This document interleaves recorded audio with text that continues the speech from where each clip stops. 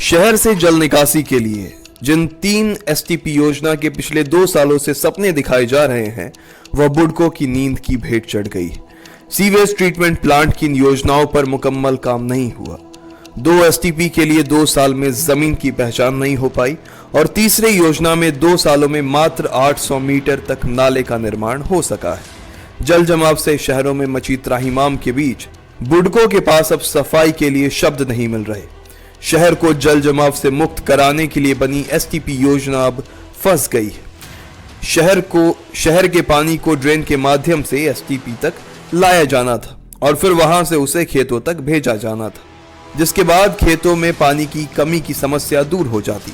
इसी समस्या का निवारण करने के लिए 3 एसटीपी का निर्माण होना था, लेकिन 2 साल बाद भी इन तीनों एसटीपी का काम अभी तक शुरू नहीं हुआ है, जिसको लेकर लगातार शहरों में जल जमाव की स्थिति बनी रहती है। 183 करोड़ की योजना का प्रशासन ने बंटाधार कर दिया है और लोगों के लिए नरक की स्थिति पैदा कर दी है। नाले का निर्माण इसीलिए होता है कि शहरों में पानी ना लगे, लेकिन अगर नाले की यह स्थिति हो तो क्या कहा जाए।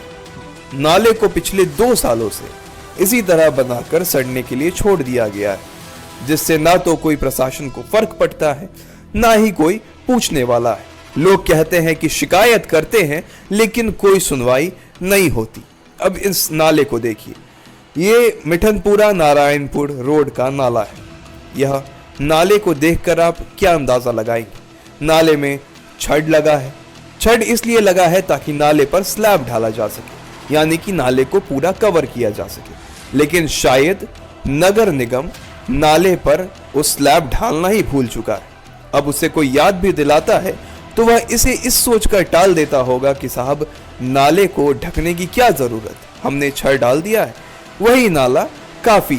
इस तरह का रवैया नगर निगम, नगर आयुक्त पर सवाल खड़े करता है, लेकिन सवालों के बीच अब उन्हें सवाल से घिरने की इतनी आदत पड़ गई है कि जवाब देना वह मुनासिब समझते नहीं। उन्हें लगता है कि सवालों की बौछार आती है और आकर चली जाती, देना ना देने से क्या फर्क पड़ता है। तो साहब, जब तक आप जवाब नहीं देंगे, हम सवाल करते रहेंगे।